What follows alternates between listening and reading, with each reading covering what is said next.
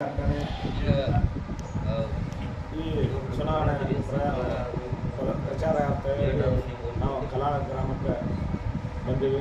ಮೊದಲನೇದಾಗಿ ಆಂಜನೇಯ ನಿಮಗೆ ನಮಸ್ಕರಿಸಿ ಮತ್ತು ಇಲ್ಲಿ ಊರಿನ ಎಲ್ಲ ಗುರುಹಿರಿಯರಿಗೆ ನಮಸ್ಕರಿಸಿ ಹಾಗೂ ನನ್ನ ಅಭ್ಯರ್ಥಿ ಸಹೋದರಿಗಳೇ, ಇವತ್ತು ನಾವು ಮತಯಾಚನೆಗೆ ಬಂದಿದ್ದೀವಿ. ಇವತ್ತು ನಾವು ರೈತ ಪೆಣಲ್ದವ್ರೆ ನಾವು ಯಾಕೆ ಚುನಾವಣೆಗೆ ನಿಂತಿದ್ದೀವಿ ಮತ್ತು ಅವ್ರಿಗೆ ಯಾಕೆ ಮತ ಹಾಕ್ಬೇಕು ಅನ್ನೋದು ಎರಡು ಮಾತನಾಗ ಎರಡು ವಿಷಯದ ಮುಂದೆ ತಿಳಿಸ್ಕೊಡ್ತೀನಿ. ಈ ಹಿಂದೆ ನಮ್ಮ ರಾಮದುರ್ಗ ಧನಲಕ್ಷ್ಮಿ ಸಹಕಾರಿ ಫ್ಯಾಕ್ಟ್ರಿ 3 ಚುನಾವಣೆ ಒಳಗೆ ಬರೀ 4,200 ಮತಗಳನ್ನು ಮಾತ್ರ ಹಕ್ಕು ಕೊಟ್ಟು ಉಳಿದಟ್ಟು ಮಠಕ್ಕೆ ಕಳಿಸಿ ತಮಗೆ ಅನುಕೂಲ ಬಂದಂಥ ರೀತಿ ಒಳಗೆ ಚುನಾವಣೆ ಮಾಡಿ 15 ವರ್ಷ ಆಡಳಿತ ಮಾಡಿದರು.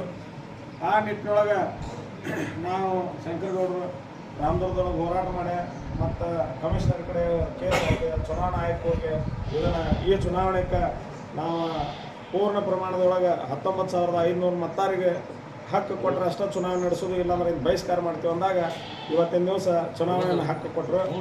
ಅದೇ ಅಲ್ಲದ ಅಲ್ಲಿ ಈ ಹಿಂದೆ 5-6 ವರ್ಷದಿಂದ ಪ್ರತಿ ಟನ್ನಿಗೆ 200 ರೂಪಾಯಿ ಕಡಿಮೆ ಕೊಡ್ತಿದ್ದಾರೆ. ಅದನ್ನು ನಾವು ಪ್ರತಿ ಜನರನ್ನು ನೋಡಿ ಮೀಟಿಂಗ್ದಾಗ ಕೇಳಾರ ಆದ್ರೆ ಅದಕ್ಕೆ ಸ್ಪಂದನೆ ಸಿಗಲಿಲ್ಲ.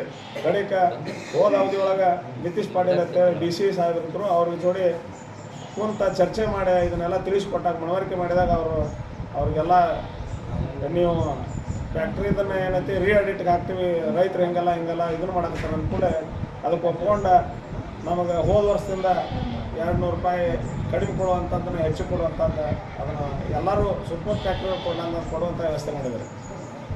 ಇದಲ್ಲ ಮತ್ತು ನಾವು ಈ ಹಿಂದೆ ನಮ್ಮ ಸಂಘಟನೆಯವರು ನಮ್ಮ ತಾಲೂಕಿನಾಗ ಉರ್ಗುಡಿ ಶಿವಸಾಗರ ಸಕ್ಕರೆ ಕಾರ್ಖಾನೆ ಇದ್ದರು.